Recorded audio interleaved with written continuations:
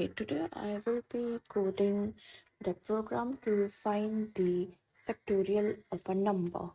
What is factorial of a number? The factorial of a number can be defined as the product of all the positive integers up till that number. So for example, if we want to find the factorial of 4, then it will be 1 into 2 into 3 into 4. That is equal to 24. So factorial of 4 is 24.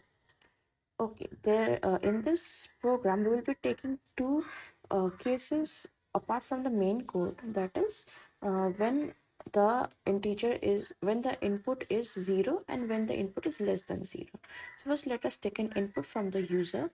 Num equals to int input, enter a number. Okay, and we'll take a variable fact equals to 1. Okay, the first thing we'll be coding that the num should be, if the num is 0, then it is not accepted because the factorial of a negative number does not exist. So if the number is less than 0, we will print the statement factorial of negative number does not exist. Okay, the second case will be if the num equals to 0. See, for 0 the factorial is always 1, so we have to write these cases separately. So for if num equals to 0, print factorial of 0 is 1. Okay, now the next part is the else. Here we will be actually finding the factorial of a number which is given by the user.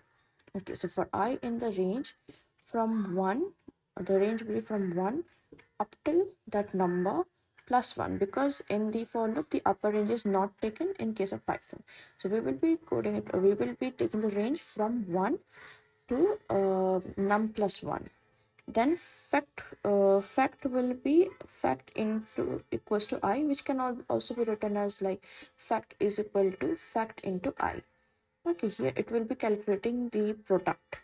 Then we'll exit the for loop and we'll write finally the factorial. We will be using f strings. So factorial of the number is okay, fact. Now let us check the output. Output for it, yeah, enter 5. Factorial 5 is 120. Another number, that is 4. 4 is 24.